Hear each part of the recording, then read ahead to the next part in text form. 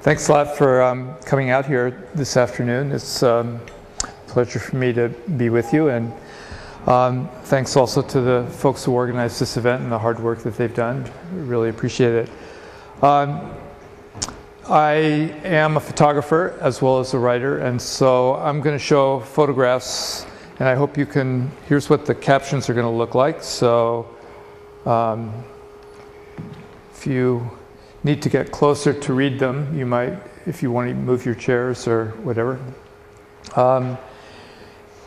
And so you have to read the you have to multitask a little bit, read the captions, and look at the pictures and listen to me all at the same time.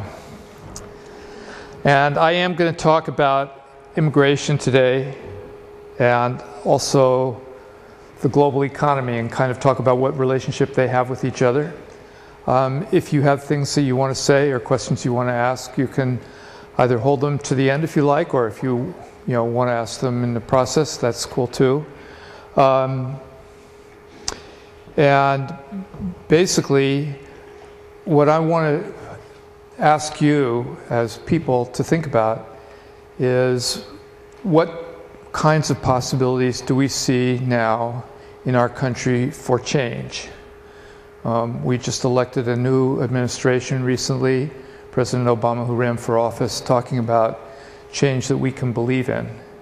I kind of like that slogan, actually, because I think that change to me is something that we do need. But I think that it is a question that should, or it's a slogan that should make us think.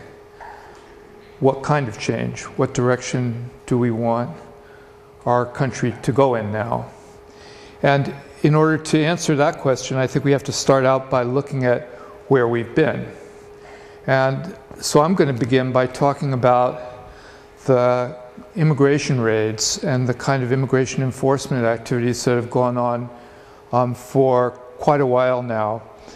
In fact, immigration raids have been sort of sweeping this country at least since 2001, and really when you think about it, even back into the administration before.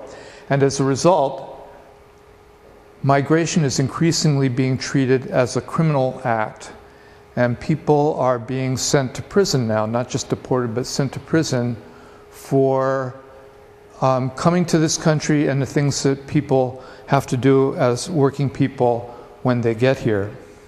So to begin with, I was recently in Tucson, Arizona, and in Tucson there is a federal district court, a special court in which every day 70 young people in their early 20s or their late teens are brought into this courtroom with heavy chains around their ankles and their wrists and their waists, and they are put through kind of a real fast mass trial, and at the end of the trial they are kind of coerced into pleading guilty to being in the country without documents, with having basically walked across the border, and for that they are sent to prison for 6 months in a privately run federal prison on the Davis-Monthan Air Base in Tucson.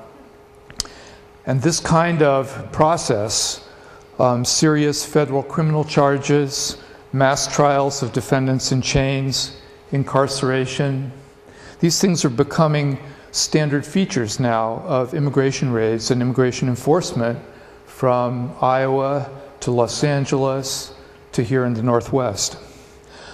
Just one example, on May the 12th, Immigration and Customs Enforcement agents went to a meatpacking plant in Postville, Iowa called Agri-Processors.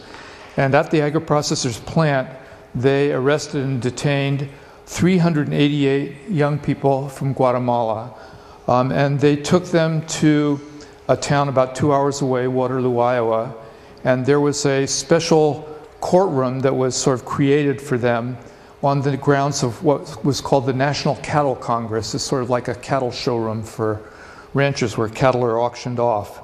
And in this special courtroom, they also were forced to plead guilty to the charge of misusing a social security number.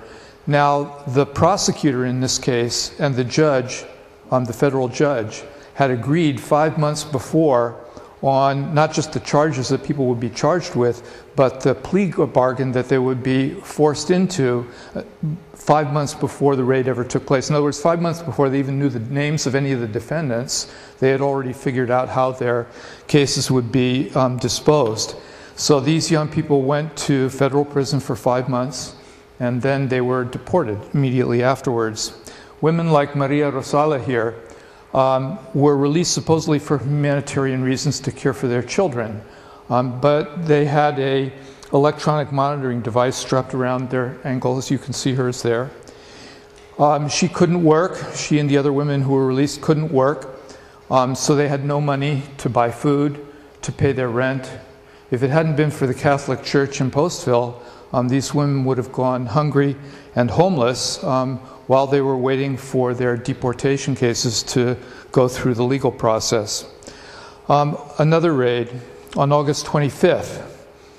ICE agents went out to a plant belonging to Howard Industries in Laurel, Mississippi, and there they picked up 481 workers, and they sent them off again to another privately run federal prison in Jena, Louisiana, and just dumped them there. The people were in this prison for weeks without even being charged with any crime. They didn't know where they were. Their families didn't know where they were. The food was so bad they went on a hunger strike. People were sleeping on concrete floors. And here also 106 women were released supposedly for humanitarian reasons to care for their children. But they told me that it was so difficult that for them that they actually began to look at deportation as sort of something that they were almost hoping for that would sort of end this period in which they were they felt ostracized by the people around them. What's happening here is that we are criminalizing work. In 2004, there were 850 people who were charged with federal crimes and went to prison for because of working without immigration documents. In 2007, there were 4,920 people who were charged with this. Last year, by December, there were over 7,000 people who had been charged with federal crimes for working, and I think the number must have been higher by the end of the year. Now, these are people who are being charged again with having given a bad social security number to their employer to get a job. That's the crime. So let's talk about this one for a second. There are 12 million people here in the United States who don't have any immigration documents. And people are here almost entirely to work. To get a job in the United States, you have to give a social security number to your employer. Nobody will hire you without one. So what do people do? They make up numbers, or they borrow them from somebody else, or they buy them from somebody, and they give the number to the employer. And the employer then begins deducting money from their paycheck and sending it into the Social Security Administration in those numbers. And the Social Security Administration looks at the number, and they, in most cases, can tell that this is not a good number, and so they put that money into a special fund. It's just called the Suspense File. And last year, the Suspense File had $56 billion in it. And this is money that's being sent in for workers who will never be able to collect any benefits based on those contributions. So what happens to the money in the Suspense File? It's really used basically to subsidize the payments that the system is making. So anybody who collects a pension, a Social Security pension, or disability payments from the Social Security Administration is collecting a piece of that money that's being sent in out of those workers' paychecks.